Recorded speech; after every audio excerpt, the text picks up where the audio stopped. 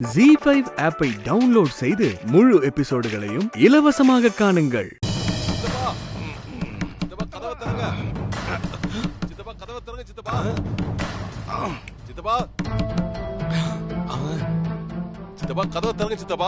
இவன் எதுக்கா இந்த இடத்துல இங்க வந்திருக்கான்?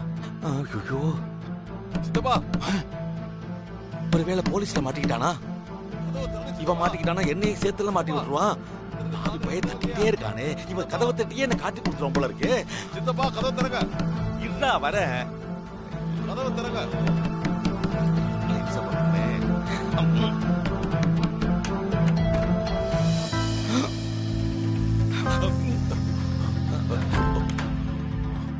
என்னடா இந்த நேரத்துல? அது ஏன் சித்தப்பா கேக்குற? படுத்தா தூக்கம் வர மாட்டேங்குது. கண்ணை முன்னா கண்ட கனவா வருது. என்னடா வயசு பையன் மாதிரி பேசிட்டு இருக்க? இங்க பாருங்க சித்தப்பா, கடுப்பு ஏத்தாதீங்க.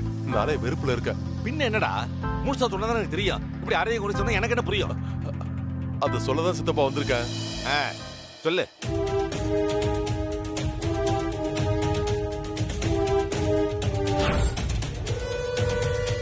அதை எடுத்தது நான் தான்.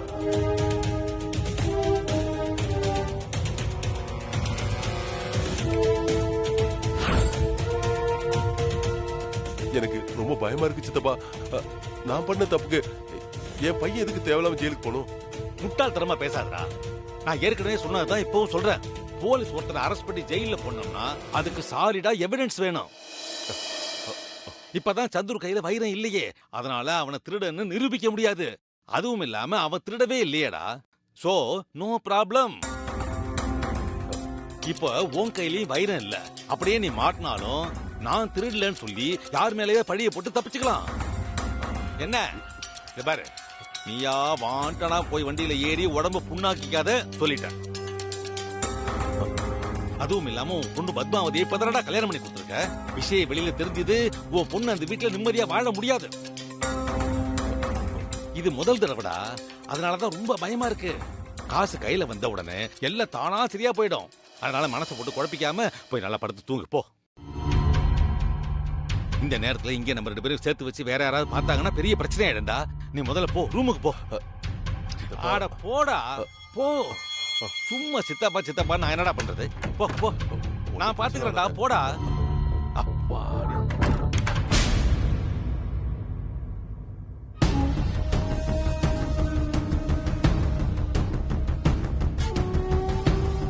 பயலுக்கு லேசா பயம் வர ஆரம்பிச்சிருச்சு. அது பூதாகாரமா வெடிக்கிறதுக்குள்ள இவனை எப்படியாவது போத்து விட்டுறணும். இல்ல இருக்கவே இருக்கான் பலிகடா சந்துரு. அவனை எப்படியாவது இதுல மாட்டி விட்டு வெளியிலேயே வர முடியாத அளவுக்கு பண்ணிடணும். மொத்தத்துல 2 ஏதாவது ஒண்ணு நடந்தே ஆகணும். இந்த விஷயத்தை இப்படியே விட்டுறக்கூடாது. சூரிய வம்ச குடும்பத்தோட மானம் மரியாதை எல்லாம் பேப்பர் டிவின்னு நாரா கிழியணும். அதை பார்த்து நான் ரசிக்கணும். பணம் கைக்கு வந்த உடனே இந்தியாவிலே இருக்கக்கூடாது. எவ்வளவு சீக்கிரம் முடியுமோ அவ்வளவு சீக்கிரம் எங்கேயாவது வெளிநாட்டில் போய் செட்டில் ஆயிடணும்.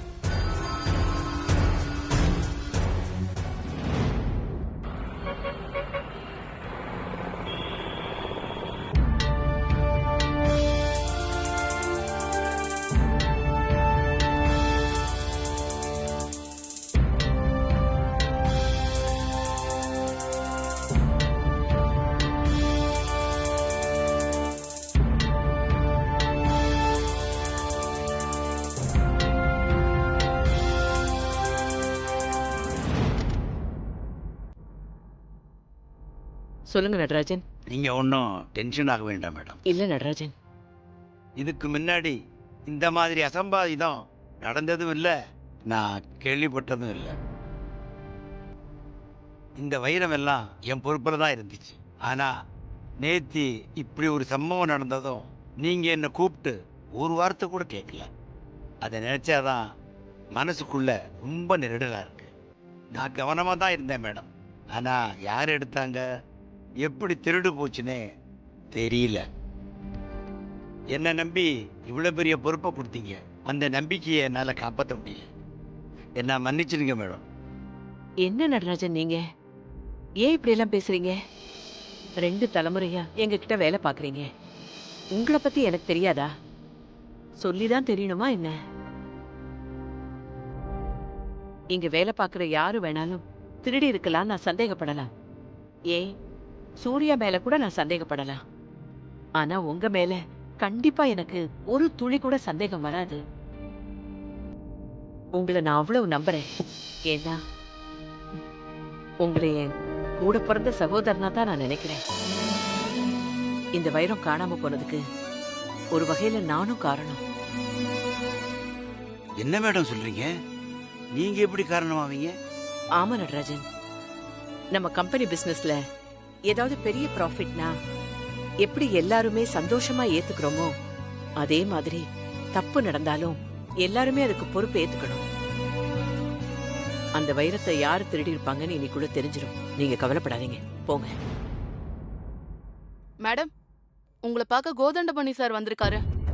அவர் எதுக்கு வந்திருக்காரு? சரி, ஒரு 10 நிமிஷம் வெயிட் பண்ண சொல்லு, நான் மீட் பண்றேன். Okay madam.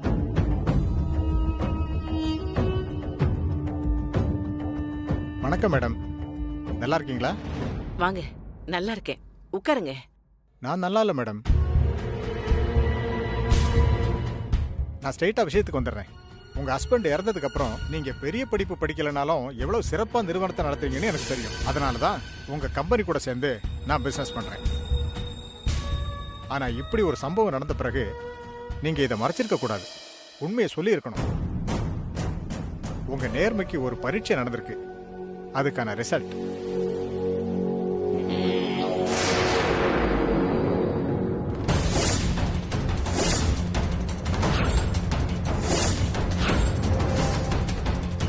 என்ன மேடம், ரொம்ப ஷாக்கா இருக்கா?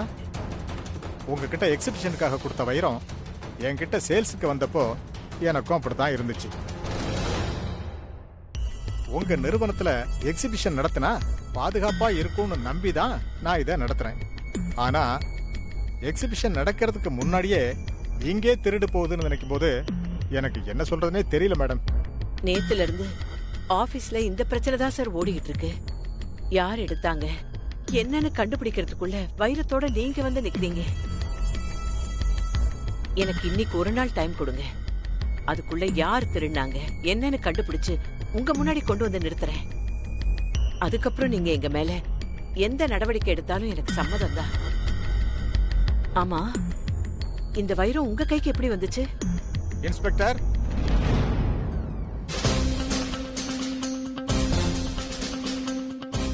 மகேந்திரா, இது ரிஸ்கான விஷயங்கிறது எனக்கு தெரியும். உனக்கு ஏதாவது பிரச்சனை வந்ததுன்னா நீ சண்முகத்தை கை காட்டி விட்டுரு, உன்னை நான் காப்பாத்திடுறேன். நீ யாரு? உன்கிட்ட வைரம் எப்படி வந்துச்சு? உங்க மகன் சண்முகம் தான் என்கிட்ட வந்து பணம் ரொம்ப அவசர தேவையா இருக்கு, இது எங்க குடும்ப வைரம் தான், கொஞ்சம் வித்து கொடுங்கன்னு சொல்லி கேட்டாரு.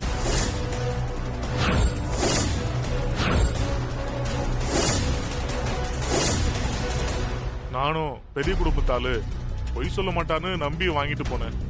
இப்படி பண்ணுவாருன்னு நான் நினைச்சு கூட பார்க்கல. இப்ப எனக்கு சிக்கல்ல மாட்டி விட்டாருமா. இன்ஸ்பெக்டர், இந்த ஆளு பொய் சொல்றான். என் பையனுக்கும் இவனுக்கும் எந்த சம்பந்தமும் இருக்காது. என்னால அது உறுதியா சொல்ல முடியும்.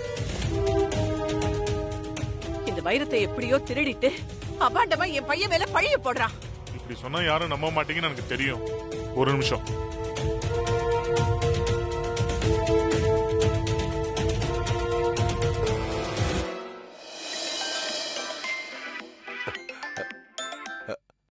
ஹலோ மகேந்திரன், வைரத்தை வித்தாச்சா?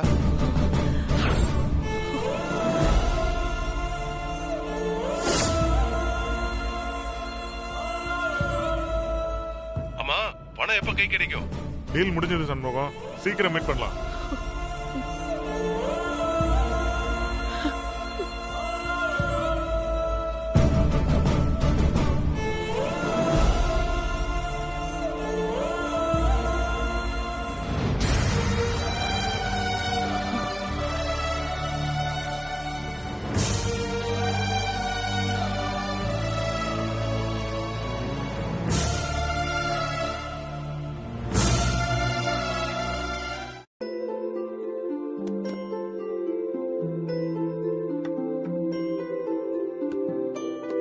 ஜீ5 ஆப்பை டவுன்லோட் செய்து அனைத்து எபிசோடுகளையும் இலவசமாக பாருங்க.